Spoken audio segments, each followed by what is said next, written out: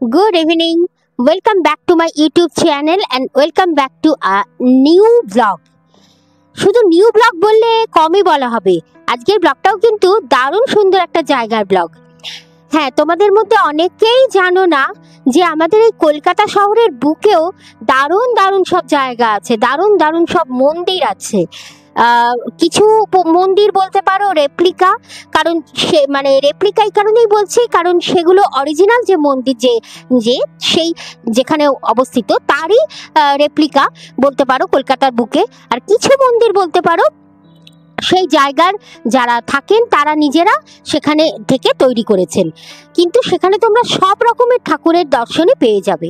সেরকমই একটি মন্দিরে আজকের আমি তোমাদের নিয়ে যাচ্ছি, আর সেটি হচ্ছে মেট্রোপলিটনে। উল্টোডাঙা থেকে খুব বেশি দূরত্বে নয়, খুবই কাছে। তবে অটো বা বাস যে কোনো কিছুতেই তোমরা মেট্রোপলিটন চলে আসতে পারো। আবার গড়িয়ার দিক থেকেও তোমরা বাসে ডাইরেক্ট মেট্রোপলিটন স্টপেজে নেমে বাইপাস ধাবার পাশ দিয়ে আসতে পারো এই মন্দিরে। বাইপাস ধাবা থেকে ঢুকেই একবারেই একটু এগিয়ে সামনেই এই মন্দির। আমরা যদিও ক্যাবে গেছিলাম, তো যাওয়ার সময় দেখো আমরা এই স্টেডিয়ামের পাশ দিয়ে যাচ্ছি। রাস্তাটা জাস্ট একটুখানি ক্লিপ তোমাদের সঙ্গে শেয়ার করলাম। তো চলো যাওয়া যাক মন্দিরটিতে। দারুণ সুন্দর মন্দির বন্ধুরা, আশা করি তোমাদের আজকের আমার এই ব্লগটা অবশ্যই ভালো লাগবে। আর ভালো লাগলে একটা রিকোয়েস্ট তো আছেই, যারা এখনো সাবস্ক্রাইব করোনি প্লিজ সাবস্ক্রাইবটা করে নিও, আর অবশ্যই বেল নোটিফিকেশনটা বাজিয়ে দিও, কারণ এইরকম সুন্দর সুন্দর মন্দির আর জায়গা তোমরা আমার ইউটিউব চ্যানেলে খুব তাড়াতাড়ি তাহলে অনেক দেখতে পাবে। আর যখনই আপলোড হবে তখনই তোমাদের কাছে সেই নোটিফিকেশন পৌঁছে যাবে।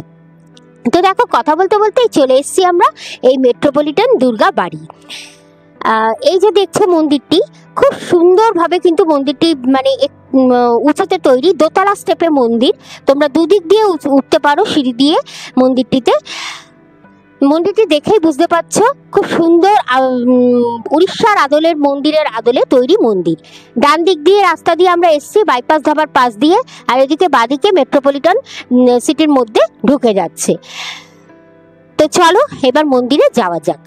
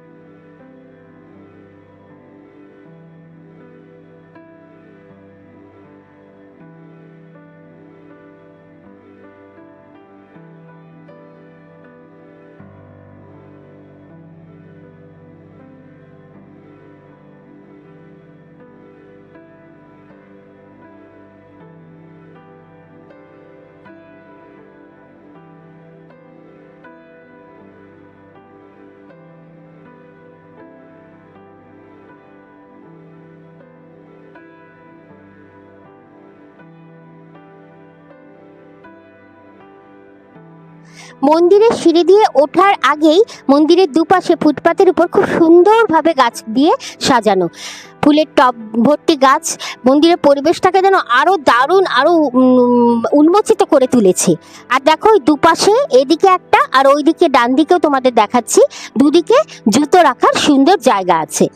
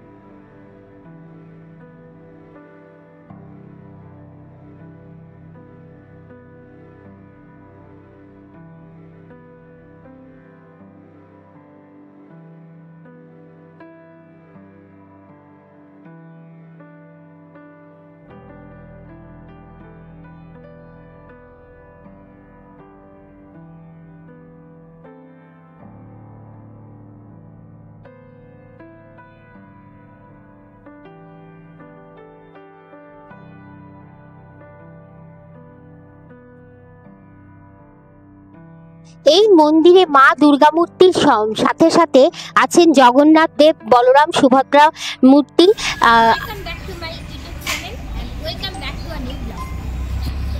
আজকে জায়গা দেখে বুঝতেই পারছো, তোমাদের একটা দারুণ একটা জায়গা নিয়ে এসেছি। সত্যি খুব সুন্দর এই মন্দিরটা, কারণ মন্দিরটা কিন্তু আমাদের এই কলকাতা শহরে, এবং আমাদের বাড়ি সল্টলেকে তোমরা সবাই জানো, আর সল্টলেক থেকে খুবই কাছে। তো কোথায় মন্দিরটি এবং মন্দিরের বিশেষত্ব কি, কোন কোন দেবতার অধিষ্ঠান আছে এখানে, এবং মন্দির খোলে কখন, মন্দির বন্ধ হয় কখন, এভরিথিং মন্দির সম্বন্ধে সমস্ত ডিটেলস আমি তোমাদের সঙ্গে আজকের ব্লগে শেয়ার করব। তোমরা আমার ব্লগটা একটুও স্কিপ করো না। কলকাতা শহরের বুকে এত সুন্দর একটা মন্দির আশা করি তোমাদের আসতে খুব ইচ্ছে করবে ভিডিওটা দেখলে পরে। তো ব্লগটা একটুও স্কিপ করো না, অবশ্যই কিন্তু পুরো ব্লগটা দেখবে। আর আমার সঙ্গে আছেন রাধাকৃষ্ণ, আছেন বজরংবলী, যিনি আমাদের রক্ষাকর্তা, সংকটমোচন বজরংবলী। আর তাছাড়া আছেন ভোলে বাবা এবং মহাকালী, মা কালী, আর সেই সঙ্গে দুর্গা মূর্তি তো আছেনই। তবে এই দুর্গা মূর্তিটি কিন্তু অষ্টধাতুর তৈরি। শুধু দুর্গা মূর্তি না, দুর্গা মূর্তির সঙ্গে সঙ্গে মা লক্ষ্মী, মা সরস্বতী, কার্তিক ঠাকুর এবং সিদ্ধিদাতা গণেশ ঠাকুর, এবং দুর্গার বাহন সিংহ এবং অন্যান্য ঠাকুরদের বাহন, সব পুরো মূর্তিটাই তৈরি হচ্ছে অষ্টধাতু দিয়ে নির্মিত। দেখো তোমরা কি সুন্দর লাগছে মন্দিরটা, আর কি সুন্দর লাগছে এই দুর্গা মূর্তি দেখতে।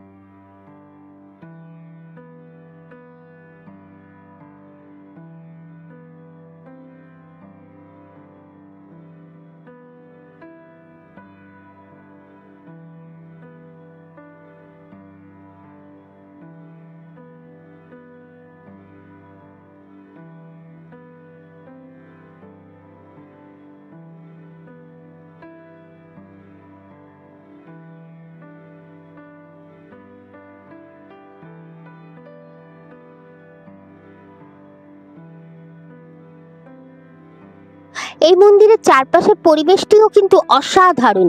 চারপাশে পুকুর, খুব সুন্দর নীল পুকুর বা ছোট্ট জলাশয় দিয়ে ঘেরা। আর আমরা যেদিন গেছিলাম সেদিন আকাশটাও ছিল খুব সুন্দর, একবারে রোদ ঝলমলে দিন ছিল, আকাশটাও নীল নীল পেঁজা তুলো ভর্তি ছিল, খুব সুন্দর লাগছিল পরিবেশটা। তো আমরা দেখো 3বার মন্দির পুরো প্রদক্ষিণ করলাম। আর এই মন্দিরের আরেকটা বিশেষত্ব যেটা তোমরা আমার এই ব্লগের ইন্ট্রোতে সামান্য হলেও দেখতে পাবে, সেটা হচ্ছে এই মন্দিরে কিন্তু বিবাহ আর কি বিবাহ কার্যক্রম অনুষ্ঠিত হয়। এটাকে আমি কিভাবে বলবো, আমি ঠিক আমার ব্যাখ্যায় যেটা হয় যে তোমরা যারা আর কি মন্দিরে বিয়ে করতে চাও বা বিয়ে করতে ইচ্ছুক, তারা এখানে অনায়াসে এসে সেই যেমন কালীঘাট মন্দির, দক্ষিণেশ্বর মন্দিরে বিবাহ হয়, সেরকম এই মন্দিরেও কিন্তু বিবাহ হয়। এমনকি এই জিনিসটি আমরা থাকতে থাকতেই সেরকম আমরা দেখতে পেলাম। তোমরা আমার এই ব্লগটি মন দিয়ে দেখবে, এটার ইন্ট্রোতে আমি তার কিছুটা ক্লিপ অ্যাডও করেছি। চলো এবার শিব ঠাকুরের মন্দিরের যে পূজারী আছেন তার কাছ থেকে এই মন্দিরের সম্বন্ধে ডিটেলস তোমাদের জানিয়ে দিচ্ছি।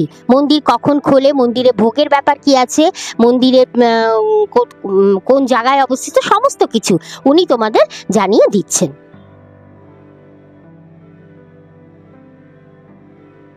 ये मंदिर की शिव जी का पुजारी, तो इन्होंने आपको आप लोगों को আমি সরি আমি তোমাদের হিন্দিতে বলছি কারণ উনি হিন্দিতে বেশি স্বাচ্ছন্দ্য, তো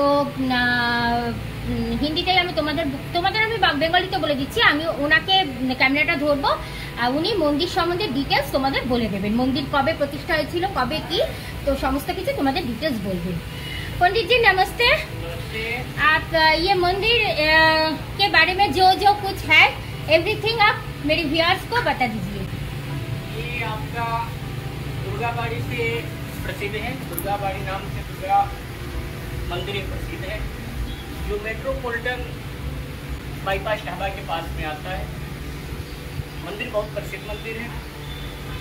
इसमें आपका 5 मूर्तियां हैं, 5 देवता का मंदिर अलग है, जिसमें प्रमुख माँ दुर्गा का मंदिर है,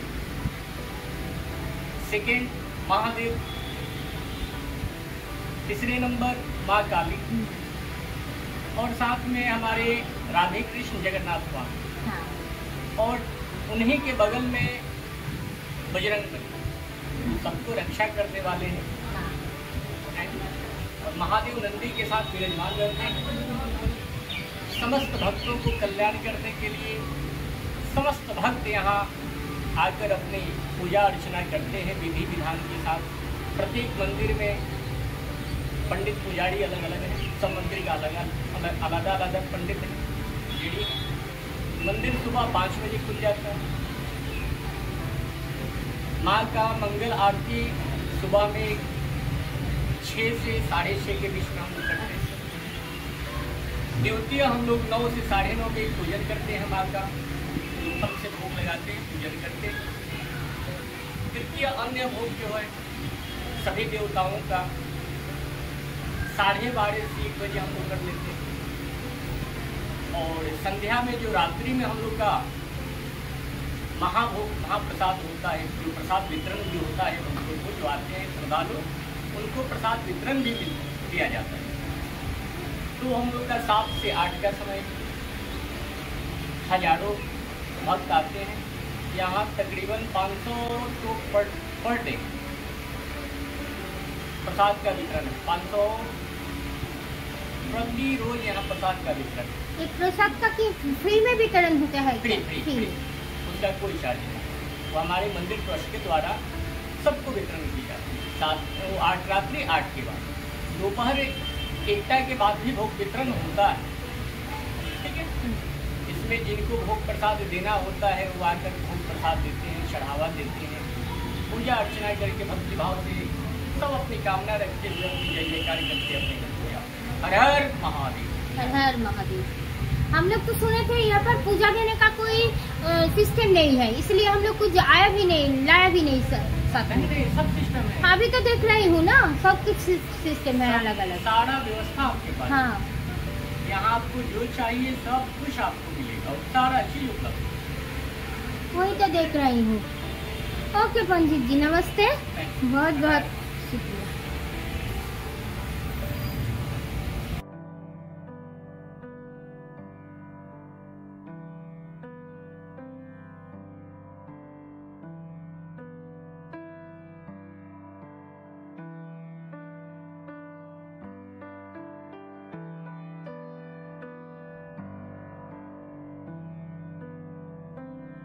দারুণ সুন্দর একটা মন্দির তোমাদের আজকে দেখালাম, ভীষণ ভালো লাগলো। মানে মা দুর্গা থেকে মূর্তি থেকে শুরু করে সমস্ত দেবতা, মা কালী, ভোলে বাবা, এদিকে সংকট মোচন, ওদিকে জগন্নাথ ঠাকুর, রাধাকৃষ্ণ, সমস্ত কিছু তোমাদের দেখলে তোমরা। খুব সুন্দর মন্দিরটা। তোমরা যারা কলকাতায় থাকো আর যারা এখনও এই মন্দিরের সন্ধান পাওনি বা মন্দিরে আসোনি, তারা কিন্তু অতি অবশ্য আমার ব্লগটা দেখলে পরে এই মন্দিরে চলে এসো। ভীষণ সুন্দর মন্দির। আর আরেকটা খুব ইন্টারেস্টিং জিনিসও তোমাদের দেখালাম, এখানে বিয়ে হয়, মানে বিয়ের ব্যাপারটাও এখানে হয়। তো সেরকম কোনো ব্যাপার যদি তোমাদের ইচ্ছা থাকে সেটাও এখানে তোমরা করতে পারো। তো ভীষণ সুন্দর লাগলো, আমাদের তো খুব ভালো লাগলো। আর এলে পরে এমন একটা টাইমে আসবে বিকেলের দিকে যখন তোমরা এই লাইটিং ব্যাপারটাও